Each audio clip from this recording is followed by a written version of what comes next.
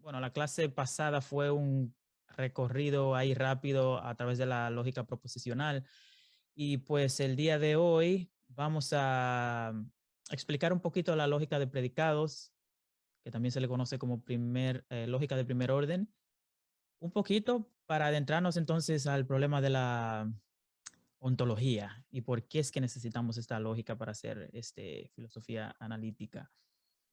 Entonces voy a dedicar unos minutos, bueno, vamos a ver si 10 minutos a la lógica de predicados para que entendamos los conceptos ahí, los conceptos básicos, y luego entonces pasamos a la metafísica, a hablar un poquito de la metafísica y hablar de la ontología. Voy a compartir mi pantalla aquí para explicar algo acerca de la lógica de predicados en unos minutos y luego entonces entramos en lleno en la ontología. Bueno, la semana pasada estuvimos viendo esto que tengo aquí. Estábamos examinando este argumento. Todos los hombres son mortales, Sócrates es un hombre, Sócrates es mortal. Un argumento que es a todas luces válido. Pero vimos que en el momento en que traducimos eh, ese argumento a la lógica proposicional, la validez se pierde. No vemos validez. Vamos a intentar. Aquí están las premisas. Todos los hombres son mortales, Sócrates es un hombre, Sócrates es mortal. Y simbolizamos la primera premisa con P, la segunda con Q, de esta manera. Primera premisa P, segunda premisa Q y conclusión R. Necesitamos simbolizarlas con 3 letras diferentes, precisamente porque ninguna proposición es igual a la otra. Son 3 proposiciones diferentes. Pero entonces el problema con la lógica proposicional es que a pesar de que está la validez ahí de este argumento, no preserva su validez en la lógica formal aquí, porque no se puede deducir R de P y Q. Eso suena ilógico, aunque sí podemos deducirla aquí si tenemos este, el lenguaje natural, el lenguaje que utilizamos. Ahí sí se ve la validez, pero en la lógica proposicional no vemos la validez. Entonces, ¿qué podemos hacer? Bueno, lo que podemos hacer es usar la lógica de predicados, que es una extensión de la lógica proposicional, para poder explicar esto, es decir, para que se vea la validez del argumento. Bueno, vamos a utilizar una oración como todos los hombres son mortales.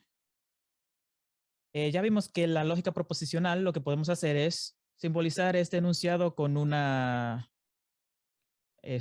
con algún símbolo P, pero eso no nos funciona. Entonces necesitamos, y la razón por la que no nos funciona es precisamente porque el contenido de la expresión o del enunciado aquí importa.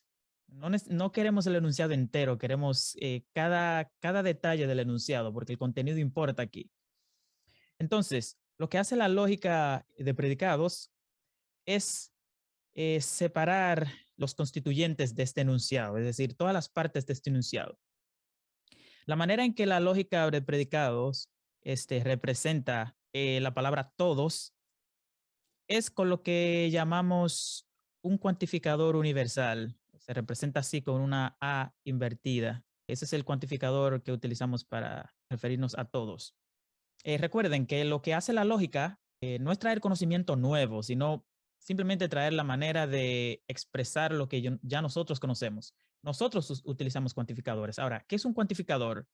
Un cuantificador es algo que expresa, te ayuda a expresar, es un operador de una oración que te ayuda a expresar de cuántas cosas tú estás hablando.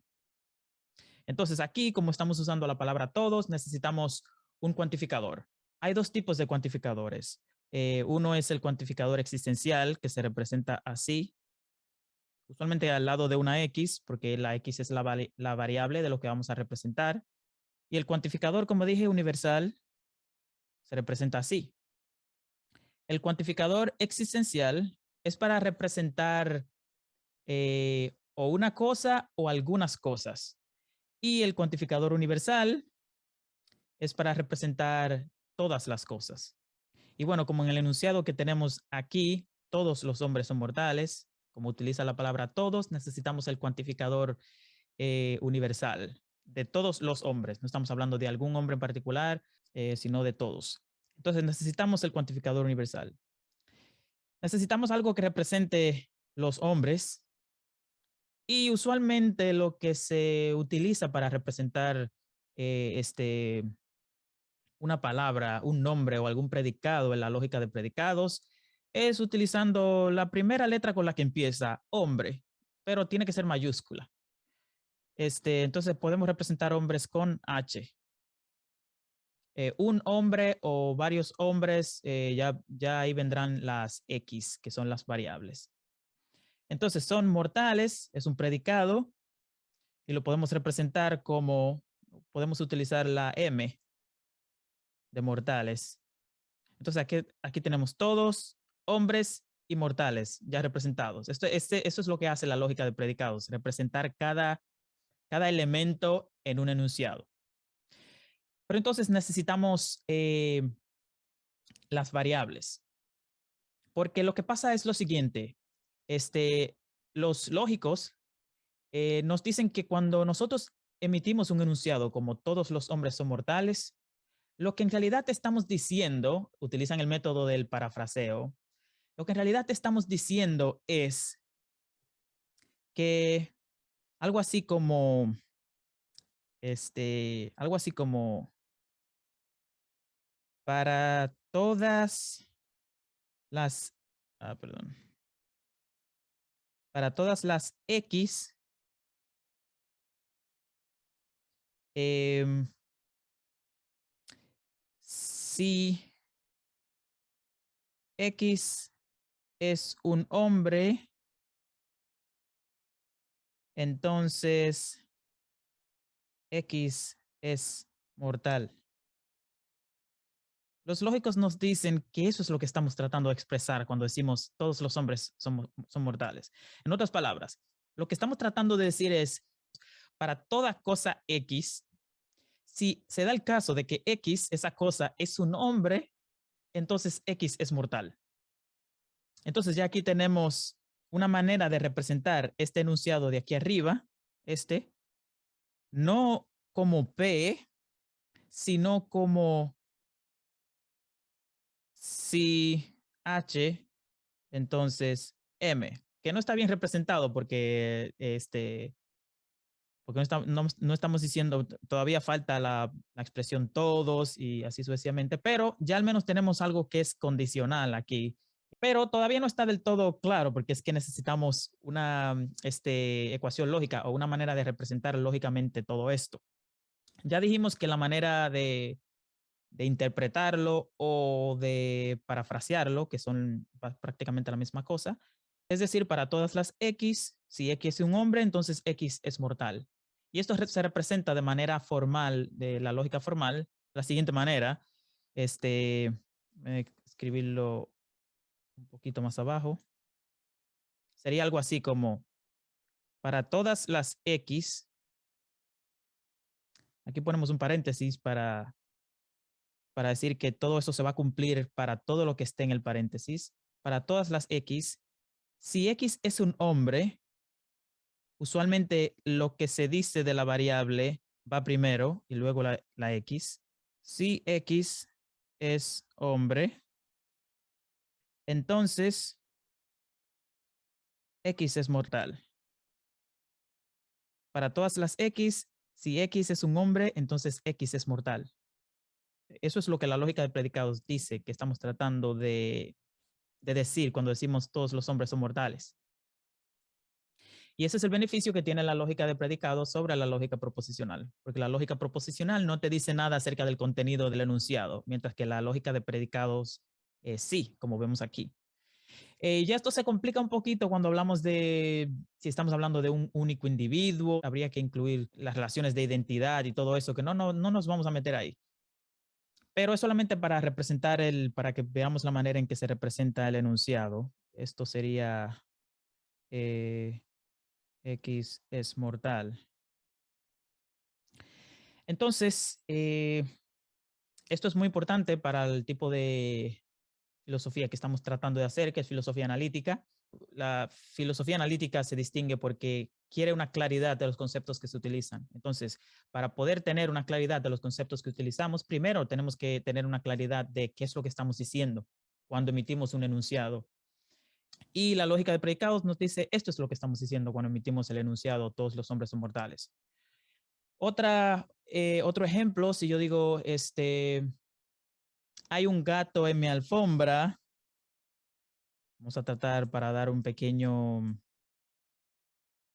ejemplo aquí. Hay un gato en mi alfombra. Esto, la lógica, obviamente, en la lógica en la lógica proposicional lo representamos con P, pero en la lógica de predicados, que es más extensa, mejor, más detallada, la representamos como, no podemos utilizar el cuantificador universal, porque no estamos diciendo que todos los gatos, o sea que no cuenta aquí. Lo que sí necesitamos es el cuantificador existencial, Y la manera de representarlo es, existe una X, porque es un gato, tal que X es un gato, representamos con G, y aquí se complica un poquito la cosa, porque yo tengo también que decir que existe una alfombra, para poder decir que el gato está en la alfombra. Así que sería, existe una X, tal que la X es un gato, y existe una Y, porque no puedo usar la X porque ya utilicé la X para gatos. Entonces existe una Y, eh, tal que la Y es una alfombra, y la X está en la alfombra, algo así. O otra manera de expresarlo que sería más claro, aquí estamos expresando una relación, sería, eh, está en, lo podemos representar como E, está en, entonces la X está en la Y. Esa es la manera que usualmente se representa. Entonces, cuando decimos hay un gato en mi alfombra, yo sé que suena complicado, y no hay que aprenderse todo esto necesariamente para todo lo que vamos a hacer. Solamente que en algunas cosas lo vamos a necesitar y yo creo que es imprescindible en ciertos aspectos de lo que vamos a hacer. Entonces, pero no espero que todo el mundo se aprenda todo esto. Pero bien, cuando estamos hablando de que hay un gato en mi alfombra, si queremos expresarlo en la lógica de predicado, sería, existe una X, tal que esa X es un gato, y existe una Y, tal que esa Y es una alfombra, y la X está en la Y, es decir, el gato está en la alfombra. Entonces, esa sería la manera en que lo representamos en la lógica de predicados. Este, Ahora bien, podemos, porque lo vamos a utilizar, podemos ahora ya pasar a explicar un poquito lo que es la metafísica, para entrar entonces de lleno a la ontología. Como dije, no tienen que aprenderse todo esto. Yo sé que puede sonarle a algunos de ustedes complicado. Quizá algunos de ustedes ya conocen esto y es bastante fácil, pero no hay necesidad de aprendérselo para poder entender lo que vamos a hacer ahora. Bien, ahora quiero decir algunas cositas acerca de la metafísica, porque ya nos vamos a introducir en la metafísica, en especial la ontología. Y quiero decir algo acerca de la metafísica.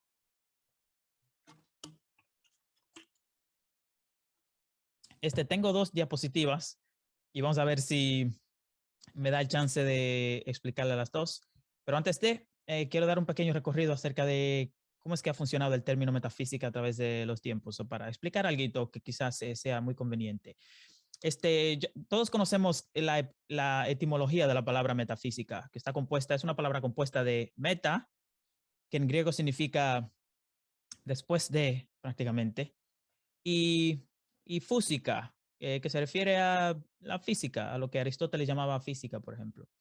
Pero sucede que Aristóteles, que es el que comúnmente se lo conoce como el, el que inició este concepto de metafísica, Aristóteles no utiliza ese término. Eh, lo que sí Aristóteles utiliza es el término primera filosofía o sabiduría, pero primera filosofía es lo que normalmente se conoce como la metafísica de Aristóteles, lo que él llama primera filosofía. Entonces, el concepto metafísica no fue un concepto utilizado por Aristóteles, es un concepto en cierta medida accidentado, es un accidente, porque lo que pasó fue que un discípulo de Aristóteles, 100 años antes de Cristo, alrededor de 100 años antes de Cristo, compiló todos los escritos de Aristóteles que estaban más o menos esparcidos, los compiló en un compendio y en el compendio de física juntó todos los libros donde Aristóteles hablaba de la física y le puso ese nombre, física. Entonces, los otros libros de Aristóteles, que parecían no hablar de la física, sino de primera filosofía, él los llamó ta metatafúsica, le puso ese nombre, que en griego significa aquellos que van después de la física, para aquellos que iban a tomar los libros de Aristóteles, por ejemplo, los discípulos de Andrónico. Andrónico fue el que compiló todo esto. Eh, entonces, lo que sucedió es que el término metafísica en la época medieval se empezó a pensar que metafísica quería decir algo que está más allá de la física, un área de estudio que está más allá de la física, pero el término en sí es accidentado, porque Andrónico no fue eso lo que quiso decir. Lo que quiso decir es simplemente aquellos libros que están después de los libros de física de Aristóteles, para guiar a sus lectores. Pero parece que en la época medieval se empezó a pensar que Aristóteles, con este término de metafísica, Aristóteles lo que quería era hablar de cosas que están más allá de la física. Y por eso es un concepto accidentado. Por eso es un concepto que a pesar de ser accidentado, encajó muy bien con lo que los filósofos hablan o hacen cuando hacen metafísica. Aristóteles, como dije, la llama primera filosofía. Y así continuó también como la época medieval. La llamaban primera filosofía o el estudio del ser en cuanto a ser. René Descartes, por ejemplo, utilizó la expresión primera filosofía para explicar lo que él entiende que es su metafísica o de dónde parte la metafísica, del conocimiento de que yo existo, es lo que decía Descartes. Y este conocimiento de yo existo, estos principios que me llevan a mí a llegar a la conclusión de que yo existo, es lo que Descartes denomina primera filosofía. Y para Descartes, entonces, esa es su metafísica. Luego sucede que viene Hume, David Hume, y Hume lo que hace es decir, no, esto de metafísica hay que tirarlo a las llamas, decía Hume, porque Hume era un empirista. Entonces, al ser empirista, él cree que todo conocimiento que el ser humano puede llegar a tener es el conocimiento que se obtiene a través de los sentidos. Y la metafísica, obviamente, es una metodología que estudia aquello lo universal, lo posible, lo contingente. Entonces, esas cosas no pertenecen a los sentidos, es cosas que que se pueden saber o conocer a través de la razón pura. Entonces, por ende, David Hume lo que hizo fue descartar la metafísica como como una manera genuina de conocimiento. Descartó esa idea. Luego viene Kant y trata de salvar a la metafísica de los ataques de Hume y sus contemporáneos, diciendo que la metafísica se encarga no del estudio de las cosas en sí, sino de la estructura de nuestras mentes, de la manera en que nuestras mentes formulan conceptos, de la manera en que somos afectados por los objetos que existen, que como sabemos Kant creía que no tenemos acceso a los objetos tal y como son, es decir, el ámbito del noúmeno, como lo llamaba Kant, no tenemos acceso al noúmeno, es decir, a la realidad como tal, a cómo los objetos son en realidad. Lo que sí tenemos acceso es al fenómeno, es decir, a lo que el objeto transmite a nuestra sensibilidad, a nosotros, cómo nosotros comprendemos el objeto. Es decir, estamos nosotros aquí, están los objetos como existen acá, pero nosotros no tenemos acceso epistémico a esos objetos como existen, entonces lo que tenemos es acceso a un intermedio, que es el fenómeno, la manera en que los objetos se presentan a nuestros sentidos. Y para Kant, de eso se trataba la metafísica. Pero entonces, en la época ya en el siglo pasado, empezaron los filósofos a decir, no, sí se puede hacer metafísica. Y entonces a reformular y a defender la metafísica de las críticas que usualmente se hacían. Hasta que llegamos al día de hoy, donde la metafísica sí funciona como un área de estudio y de hecho se considera el tronco en sí de la filosofía en general, porque es la única rama de la filosofía que no depende de ninguna otra rama para poder hacerse, mientras que las otras ramas de la filosofía sí presuponen conceptos metafísicos. Y es en ese sentido que la metafísica es el tronco de la filosofía. Toda filosofía, toda rama de la filosofía presupone conceptos metafísicos. Pero la metafísica no presupone ningún concepto de ninguna otra rama de la filosofía necesariamente, no necesariamente.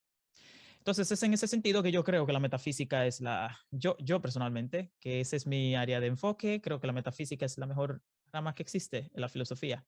Pero también hay muchos filósofos y yo tengo compañeros de filosofía también que ni siquiera toman clases de metafísica porque no creen que no les gusta la metafísica, creen que la metafísica es simplemente este, muchas palabras y poca sustancia. Y yo no creo, bueno, los metafísicos no creen eso y yo tampoco lo creo. Yo creo que la metafísica sí es una manera genuina de adquirir conocimiento y yo creo que se ha probado ya, especialmente en el siglo pasado, donde muchos filósofos eh, eh, desarrollaron muy buenas posturas, que son posturas metafísicas. Entonces sí, eso es un pequeño recorrido ahí de la metafísica, los ataques que ha recibido y cómo se entiende el día de hoy. Una área de la metafísica que es crucial, es como el área central de la metafísica, es lo que denominamos ontología. La ontología y la metafísica no son la misma cosa, no son necesariamente sinónimos, aunque sí en algunos casos se pueden utilizar como sinónimos, pero no son necesariamente sinónimos, porque la ontología trata del estudio del ser, el ser en todos los sentidos. Pero la metafísica en general no solamente estudia el ser, sino que estudia conceptos, como dije, de los mundos posibles, de las posibilidades, de la necesidad, de la contingencia, la esencia. Bueno, que la esencia está en cierta medida, es relevante para los objetos, para las cosas existentes como tal, pero que el concepto de esencia en sí es un concepto que se puede analizar sin apelar a un objeto en particular. Entonces la metafísica es más general que la ontología. Entonces la ontología viene a ser la rama principal o la subrama de la metafísica. Antes de entrar a la diapositiva, no quiero dejar pasar nada. O sí, quería hacer esta distinción entre lo que es filosofía analítica y filosofía continental. Se conoce como filosofía analítica aquella filosofía que, bueno, que nació prácticamente en el siglo pasado, con personajes como eh, Russell, Hempel, un montón de filósofos que fueron de corte analítico. Eh, y uno de ellos es Quine, que lo vamos a ver en breve. Pero la metafísica analítica o la filosofía analítica se distingue de su contraparte, que vendría a ser la filosofía continental. Se distingue porque la filosofía analítica está más empeñada en descubrir los conceptos que estamos utilizando con claridad. Es decir, que queremos claridad de los conceptos que utilizamos. Queremos análisis conceptual. Un análisis conceptual significa que cuando yo digo un enunciado, por ejemplo, yo digo cualquier enunciado que yo utilice, si yo digo la Tierra es plana, por ejemplo, bueno, no podemos usar un ejemplo como ese, es un poco trivial, pero supongamos que yo digo los números existen, son entes, los números. En la metafísica analítica, vamos a pedir conceptos detallados acerca de, o un análisis detallado acerca de qué es un número en realidad. ¿Qué significa que un número exista? ¿De qué manera existe? Si es que hay diferentes maneras de existir. Y así sucesivamente. Entonces, la filosofía analítica es tratar con rigor las afirmaciones que hacemos. Tomar los conceptos seriamente y hacerles un análisis conceptual, es decir, examinar por definiciones, dar definiciones de los conceptos que utilizamos de manera rigurosa. Y por ende, la filosofía analítica se utiliza mucho condiciones suficientes y necesarias para algo.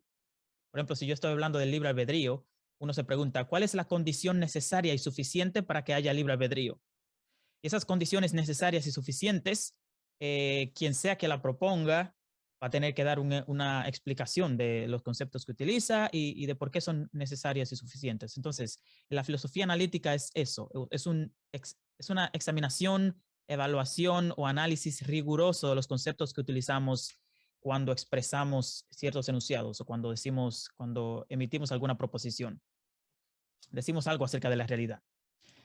Mientras que la filosofía continental no me gusta mucho describirla porque ese es el problema, que los filósofos que no son analíticos siempre van a decir que los que son analíticos están definiendo mal la filosofía continental. Se le llama filosofía continental porque es la filosofía que nació de la Europa continental, es decir, por ejemplo, países como Alemania y Francia, que fueron muy importantes.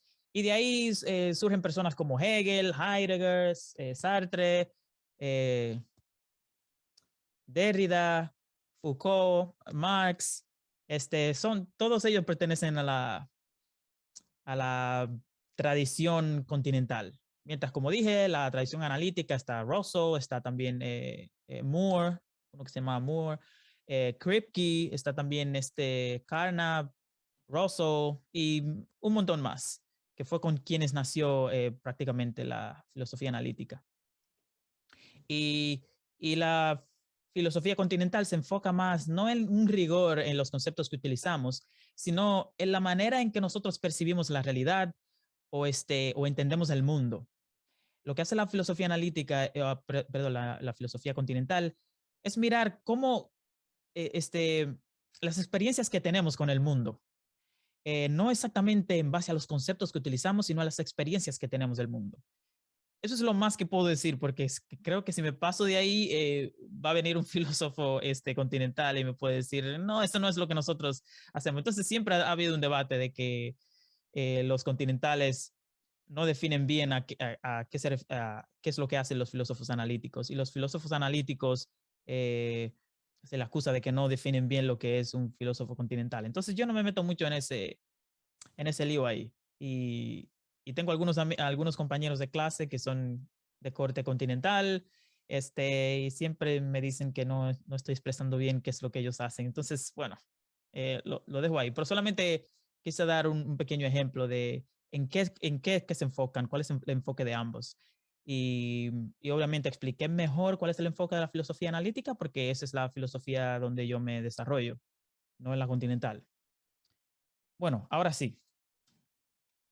Vamos entonces a pasar rápidamente aquí a compartir una...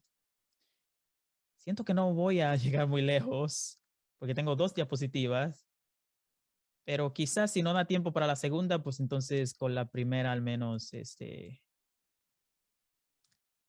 nos quedamos con la primera al menos.